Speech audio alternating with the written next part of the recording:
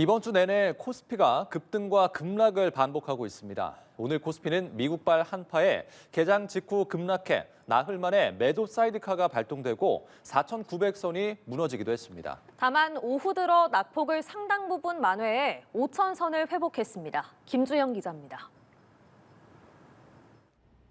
간밤 뉴욕 증시 급락의 영향으로 코스피도 종일 롤러코스터 장세를 보였습니다. 5,010선에서 거래를 시작한 코스피는 개장과 동시에 낙폭을 빠르게 키우면서 오전 9시 6분에는 매도 사이드카가 발동됐습니다. 매도 사이드카가 발동된 건 지난 2일 이후 4거래일 만입니다. 이후 4,900선 아래로 밀렸다가 오후장에서는 하락폭을 줄여 다시 5,000포인트 위로 올라왔습니다. 유가증권 시장에서 외국인이 3조 원 넘게 팔아치우며 매도 우위를 보인 반면 개인과 기관은 순매수에 나섰습니다. 외국인은 전날에도 5조 원 규모의 역대급 매도세를 쏟아냈습니다. 외부인 투자자들은 좀 리밸런싱 성격, 미국 쪽에서의 AI, 빅테크 종목들의 변동성이 커진 데 따른 차익 매물을 취하는 것으로 보고 있고 개인 투자들은 지금 대기 매수가 워낙 많다 보니까 단기 변동성을 좀 비중 확대 기회로 활용하고 있는 것이 아닌가. 미국발 한파에 삼성전자와 SK하이닉스도 나란히 5% 가까이 하락했다가 오후 들어 하락폭을 크게 좁혔습니다. 나머지 시가총액 상위 종목 대부분에도 파란불이 켜졌습니다. 코스닥은 전날보다 2.49% 떨어진 1,080.77에 거래를 마쳤습니다. 이달 국내 증시는 급등락을 반복하며 쉬어가는 모습을 보일 것이란 전망도 나옵니다. 상승 추세 자체가 바뀐 건 아니지만 단기 과열을 시키고 매물을 소화하는 과정이 필요하다는 판단에 섭니다. 한편 증시 변동성이 커지면서 서울 외환시장에서 원달러 환율은 한때 1,475원을 넘었다가 1,469.5원에 거래를 마쳤습니다. 연합뉴스TV 김주영입니다. 경제 현안을 보다 쉽게 풀어보는 경제 읽기 시간입니다. 오늘도 다양한 경제 이슈들 김대호 경제학 박사와 살펴보겠습니다. 안녕하세요. 안녕하십니까? 반갑습니다. 네, 박사님 이번 주 정말 롤러코스터가 올라갔다 내려갔다가 장난이 아닙니다. 어떻게 생각하십니까? 그렇습니다. 아주 어지럽습니다. 현기증이 나서 견디기가 어려울 정도로 잠시 졸면 주가가 폭등해 있고 또 잠시 다른 일을 하면 주가가 떨어져 있는 그야말로 롤러코스터 장세인데요. 보통 통상적으로 이렇게 증권시장, 주식시장, 정상적인 시장에서 매수 사이드카와 매도 사이드카가 한 주 내에 발동되는 것은 정말 전례를 찾기 어렵습니다. 자, 사이드카라는 게 주가가 너무 떨어지거나 너무 올랐을 때 발동을 해서 좀 쉬어가는 거거든요. 보통 5% 이상 이 가격이 급변이 있어야 발동되는 건데 불과 며칠 전에 매도 사이드카 너무 빨리 파는 거 아니냐 해서 매도 사이드카를 발동했더니 그다음에는 너무 올라서 또 매수 사이드카 거기 또 매도 이렇게 정말 어지러운 장세. 이게 굉장히 위험 자산을 좋아하는 사람들은 정말 짜릿짜릿할 것 같아요. 떨어졌을 때 사고 올랐을 때 팔고 또 그걸 반복하면 엄청난 수익을 올릴 수도 있지 않습니까? 반대로 타이밍 잘못 택하는 사람은 지금 코스피 지수 오르고 내리는 것보다도 수배, 특히 여기서 레버리지 투자하는 분들이 계세요. 인벌스라든지 뭐 이런 분들은 정말로 뭐 정신을 차리기 어려울 정도로 급격하게 변화하고 있는데요. 왜 이렇게 변화하느냐? 시장의 그러니까 현 상황을 바라보는 시각이 너무나 뚜렷하게 다른 양대 세력이 혼재하고 있다 이렇게 볼 수 있습니다. 한쪽에서는 이거 주가 너무 오른 거 아니야? 실제로 코스피 많이 올랐죠. 그러니까 이제는 조정을 받을 거야라는 그런 어떤 조정에 배팅을 하는 파가 있는가 하면 아니야. 우리 주식 수년 동안 다른 나라보다 훨씬 더 낮았으니까 이제 시작일 뿐이야. 좀 더 오를 거야. 라는 이런 세력이 팽팽하고요. 이것은 시장에서의 그 투자자들의 수급 문제고 국제 환경에서도 지금 인공지능이 더 잘 될 것이야? 아니야. 지금 인공지능이 큰 조정을 받을 것이야. 이런 여러 가지 지금 변수들을 전문가들 의견도 서로가 지금 엇갈린단 말이죠.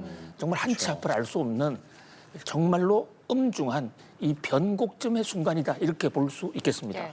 전문가들도 예측하기 어렵지만 박사님의 의견 들어보고 싶은데 앞으로 시장 좀 어떻게 이어질 거라고 보시나요?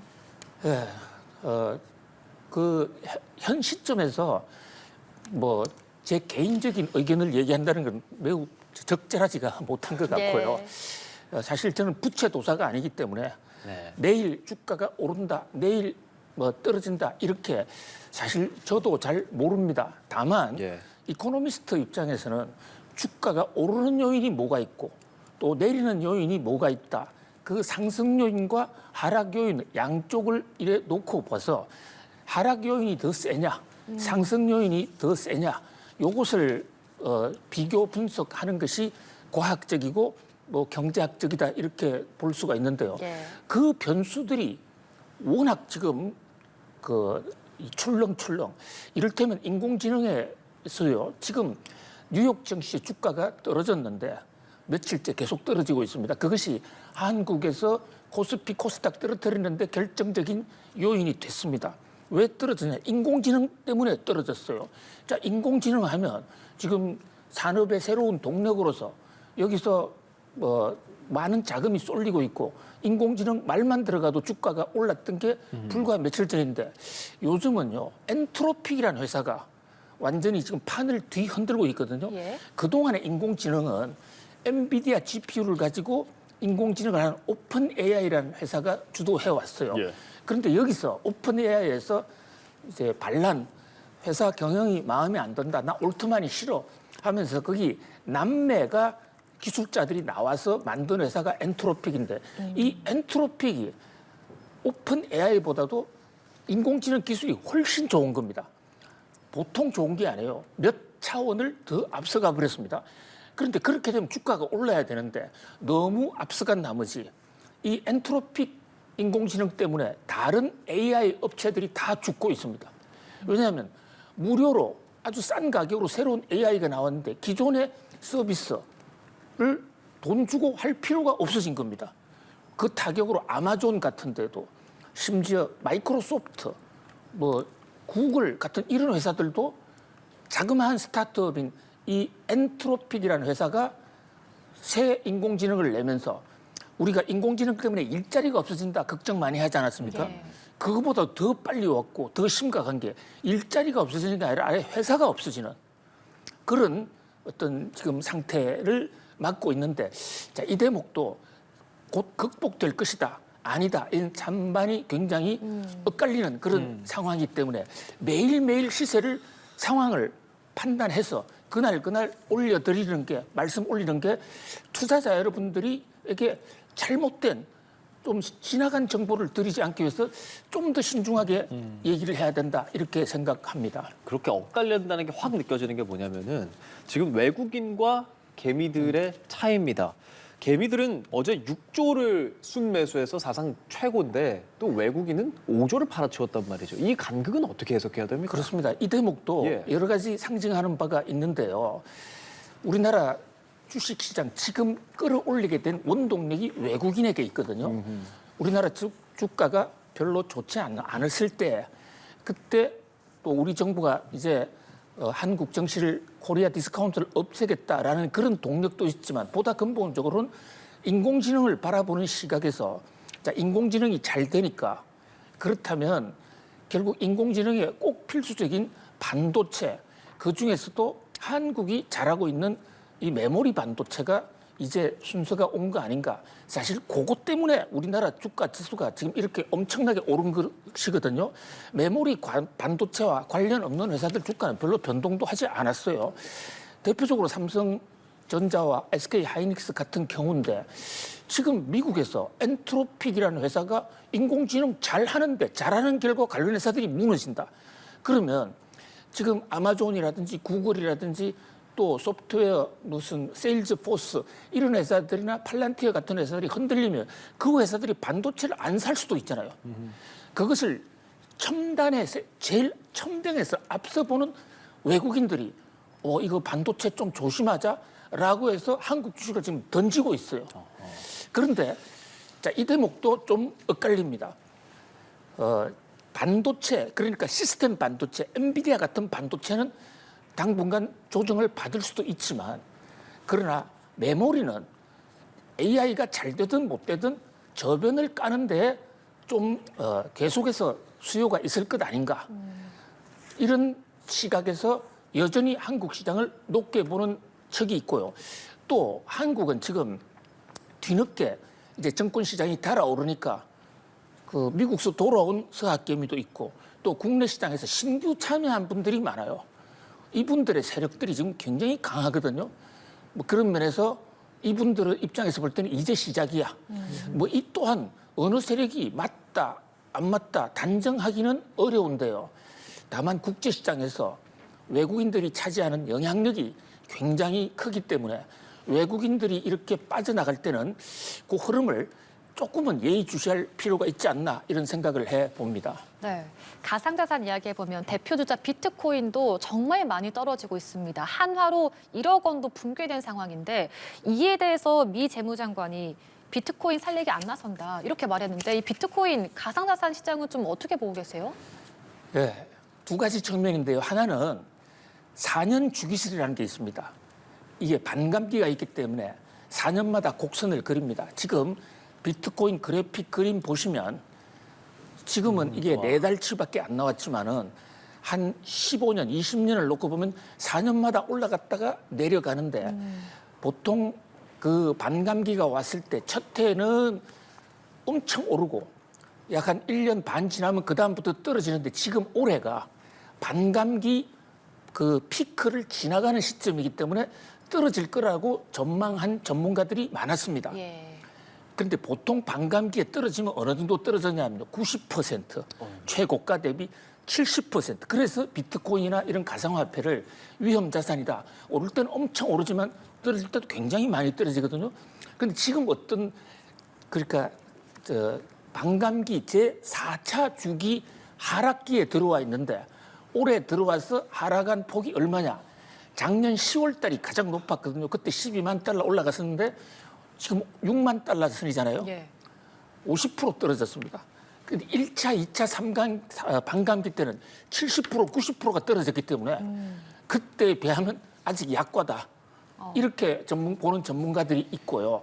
자, 반감기 주기설 이게 반드시 맞는 건 아닌데 어쨌든 지금 영향을 주고 있고 자, 이런 주기하고는 관련 없이 지금 비트코인에 대한 트럼프 정부의 지원이 이제 끝나가는 거 아닌가. 지금 잘 지적하신 대로 트럼프가 출발하면서 비트코인이 얼마나 많이 올랐습니까? 계속해서 지원 대책들을 내놨지 않습니까? 그런데 어제 미국 상원에서 베센트 재무장관, 트럼프의 경제정책을 주관하는 베센트 재무장관이 국회의원 질문이 이겁니다. 지금 비트코인 많이 떨어지고 있는데 구제금융, 베일아우트 이런 거 해야 되는 거 아닙니까? 그렇게 할 생각이 있습니까? 딱 이렇게 물으니까 베센트 장관이 우리는 법적으로 그런 권한도 없고요. 그까지만 얘기해서도 이렇게 심하게 떨어지지는 않았을 겁니다. 두 번째, 권한이 없다는 것은 법에 있으니까 그건 사실을 얘기한 건데 서로 있건 없건을 떠나서 우리는 구제금융을 할 any kind of intention이 없다. 그런 의사가 일치 없다. 이렇게 얘기를 하니까 이 비트코인 하시는 분들은 믿었던 트럼프의 재무장관이 완전히 돌아서는 거 아닌가? 이런 어떤 공포 이런 게 정폭이 됐는데요. 현재 미국의 법으로는 정부가 돈을 대서 비트코인을 지원하거나 은행은 망하면 은행을 구제금융할 수가 있는 근거법이 있는데 비트코인은 그런 법이 아직은 없어요. 네. 그렇기 때문에 베센트 장관은 사실대로 얘기했지만 그러나 지금 떨어지는 장세에서 비트코인 투자하는 분들 입장에서는 베센트 당신마저 이러면서 좀 더 떨어졌다 이렇게 볼 수 있습니다. 자, 다음 주제로 넘어가 보겠습니다. 다주택자 중과 유예 5월 9일 종료를 예고를 한 상황입니다. 그리고 계속 얘기 나오는 게 새겨 있는 건 어떻게 해야 되냐 그랬는데 보완책이 좀 나올 걸로도 보여요. 예, 그게 신의 한 수가 될 것으로 보여지는데요. 저 보완책이 만약에 없다면 다주택자 양도세 중과하는 정책이 엉뚱하게 세입자들에게 큰 고통을 줄 수가 있습니다. 지금도요. 집 2채 가지고 있는 사람들은 세입자에게 좀 나가달라. 왜 이런 얘기가 나오냐면 현재 조정 대상 지역, 그 양도세 중과되는 지역이 조정 대상 지역인데 이 조정 대상 지역은 작년 10월 15일 날 11호 대책에 의해서 그 집을 새로 사려는 사람들은 반드시 매입하자마자 그 집에 살아야 돼요. 예. 그러니까 세입자가 있는 집에는 살 수가 없는 겁니다. 정부에서는 나가라. 그러면 세입자하고 그러니까 임대인하고 충돌이 생길 수밖에 없는 거 아닙니까? 그러니까 결국 이 대목을 정부가 보완책을 저는 만들이라고 봅니다. 현재 나오는 구윤철 부총리가 대통령한테 보고한 내용을 보면 자, 나가는 것은 그러니까 다주택자 판다. 다주택을 안 팔면 세금 매긴다. 이 정책은 절대 변함없다. 다만 임대인이 있을 경우에 현재 잔존 계약이 있으면 예를 들면 전세 계약이 지금 2년 단위로 하고 있지 않습니까? 근데 1년 했다. 1년 남아있다. 그러면 이 다주택자 세금 문제 때문에 1년 남아있는 세입자들이 쫓겨날 판이지 않습니까? 아니면 쫓겨날 압력을 받는 거잖아요. 그걸 없애기 위해서 그 집에 한해서 요번에 문제가 되는 다주택자 매각 집에 한해서는 세입자가 자기 잔존 전세 기간까지 그대로 살아도 집을 새로 사는 사람이 그때부터 실거주 의무 안 해도 된다. 그러니까 지금 임대인이 나가고 난 이후부터 실거주하면 토지 거래 허가제의 예외 조항을 허용해 주겠다. 그렇게 되면 파는 사람 입장에서도요. 세입자가 있어도 팔 수가 있고 사는 사람 입장에서도 세입자가 있어도 그 전세 계약 만기 이후에 들어오면 되거든요.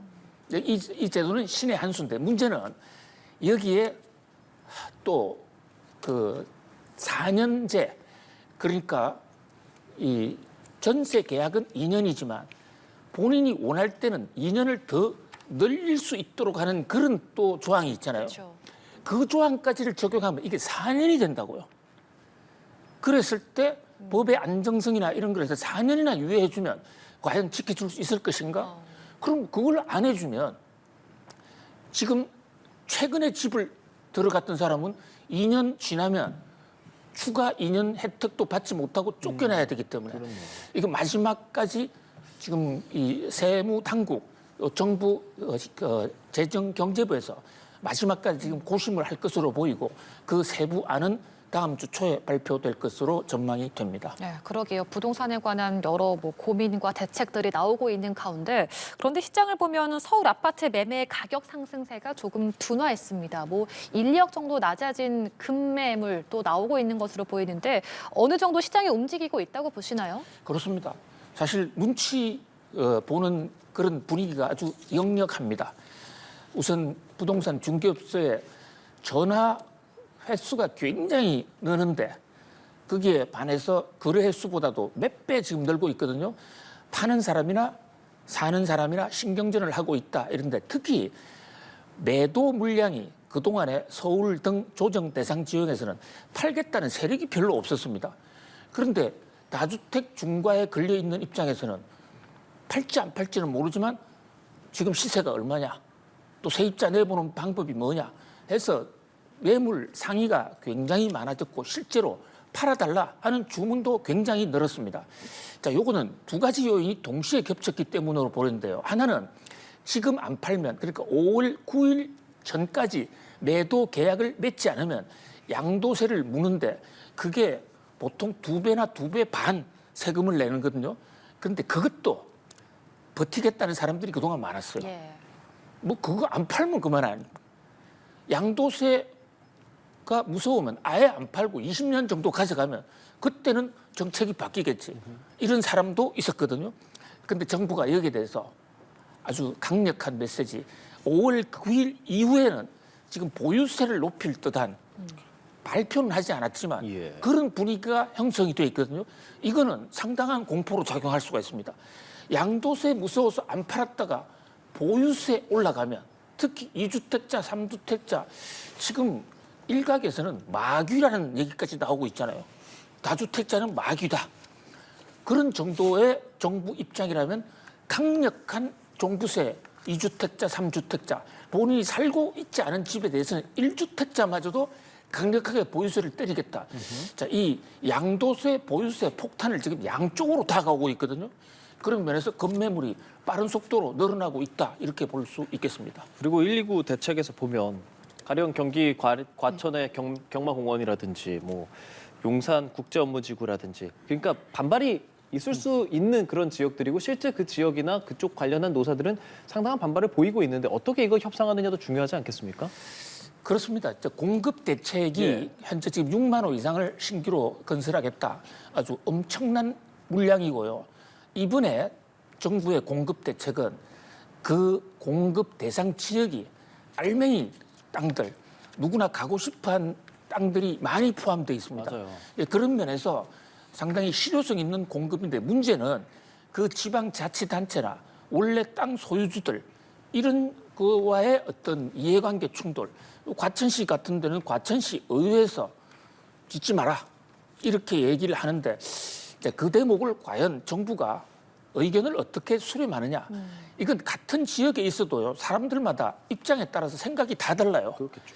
지금 과천에 살아도 과천에서 전세 살고 있는 사람과 보유주택이 있는 사람의 입장이 또 다를 거고요.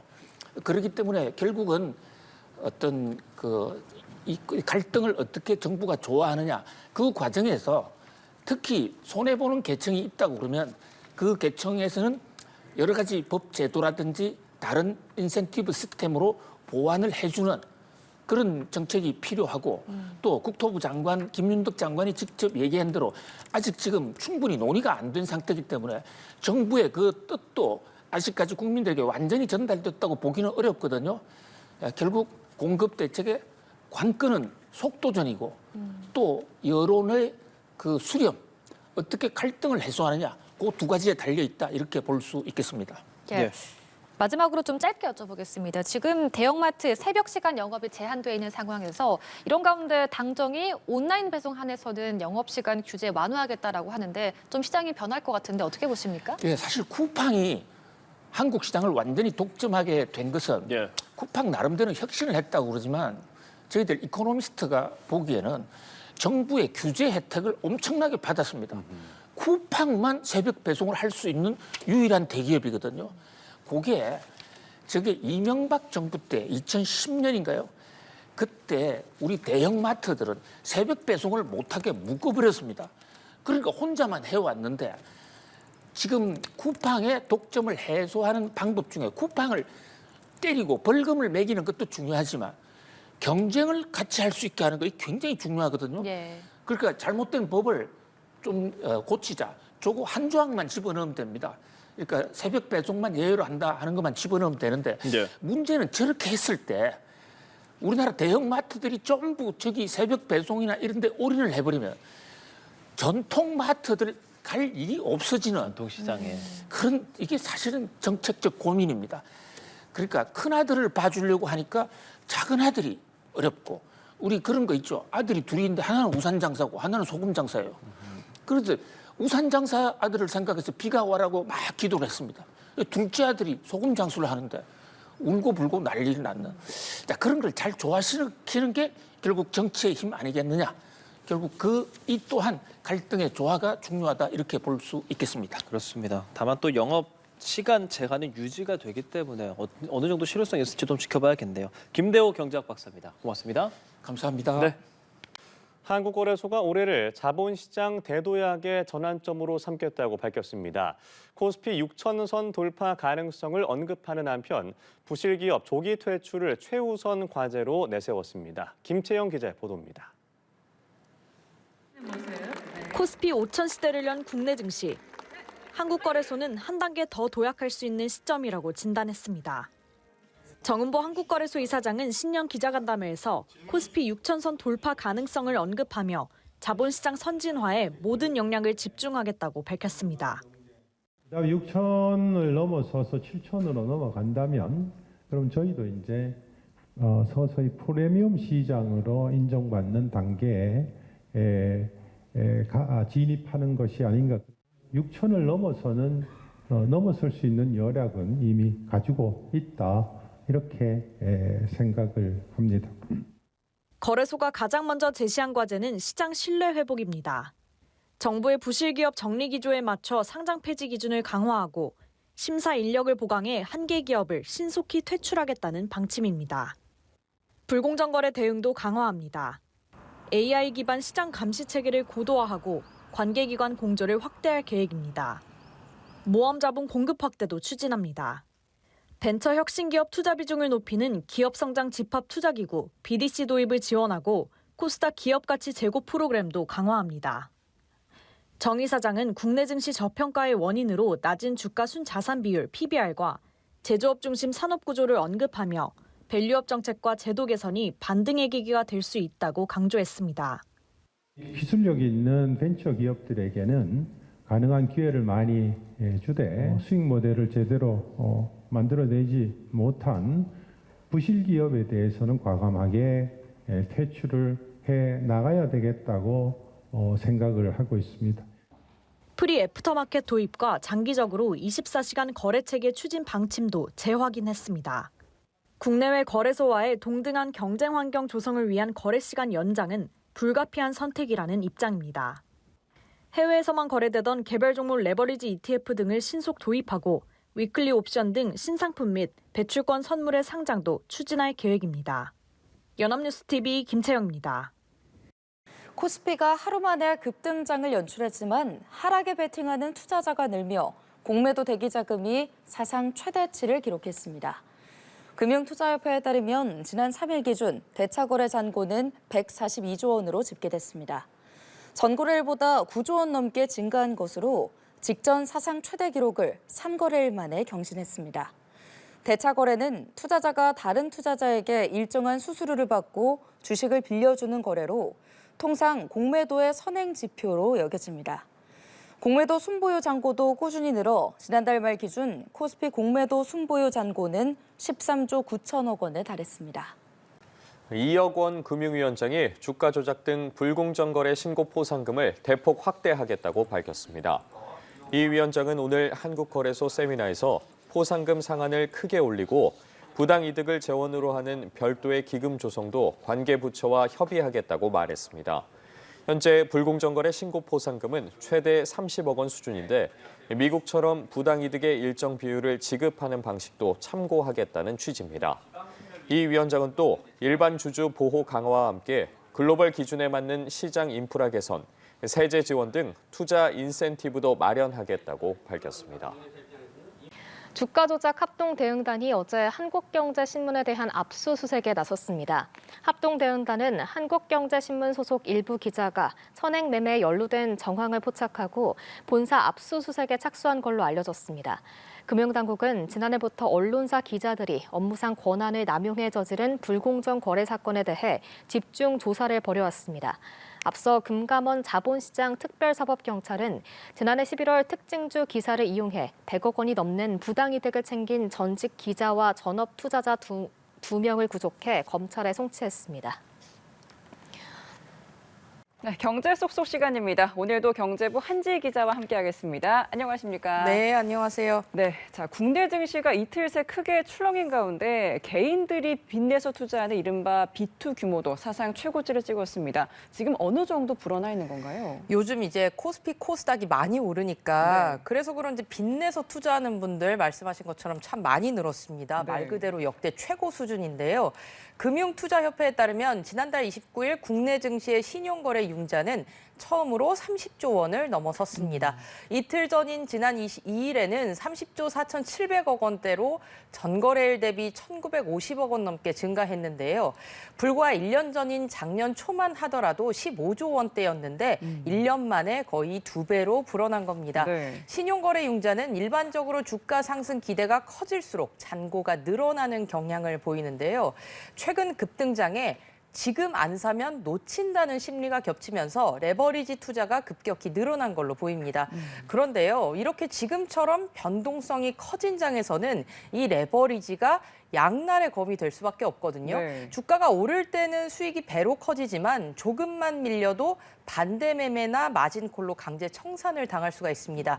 이 때문에 전문가들은 추격 매수보다는 현금 비중 관리와 분할 접근이 필요하다고 조언하고 있습니다. 네, 이렇게 말씀 주신 것처럼 B2가 몰리다 보니까 증권사들이 대출을 막기 시작했다라는 얘기도 들리던데 지금 분위기 어떻습니까? 일부 지금 증권사의 이 대출 한도가 바닥이 났거든요. 네. 그래서 한국투자증권은 어제부터 이제 예탁증권 담보융자 신규 대출을 일시 중단했고요.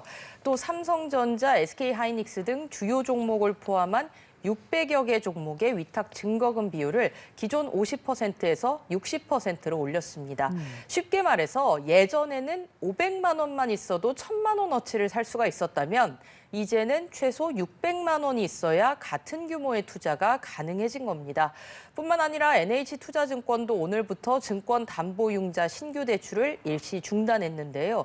변동성이 크거나 신용 위험이 높다고 분류한 종목들은 신용거래와 주식담보대출 한도를 기존 1억 원에서 5천만 원으로 절반이나 낮췄습니다. 네. 이처럼 증권사들이 일제히 속도 조절에 나선 건 그만큼 현재 B2 규모가 위험 수위에 근접했다는 신호로 볼 수 있겠습니다.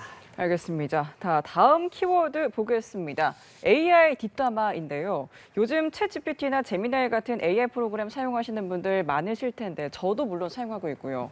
최근에 이제 AI들만 모여서 대화하는 SNS가 등장했다고요? 네, 그렇습니다. 13년 전에 개봉했던 영화인데 혹시 네. 헐이라는 영화 보신 적 있으신가요? 본 적 있습니다. 네, 거기서 보면은 이 인간과 인공지능 간의 사랑을 나눈 맞아요. 그런 영화잖아요. 네. 근데 여기에 등장하는 AI인 이 사만다가 인간뿐만 아니라요, 다른 AI들과 고차원의 대화로 교감을 하는데요. 영화 속의 상상이 현실로 다가온 듯합니다. 미국에서 AI만 글을 쓰고 댓글을 다는 SNS인 몰트북이 등장을 했습니다. 출시 나흘 만에 AI 계정이 150만 개를 넘어섰고 게시글과 댓글도 5만 2천 개, 23만 개에 달한다고 합니다.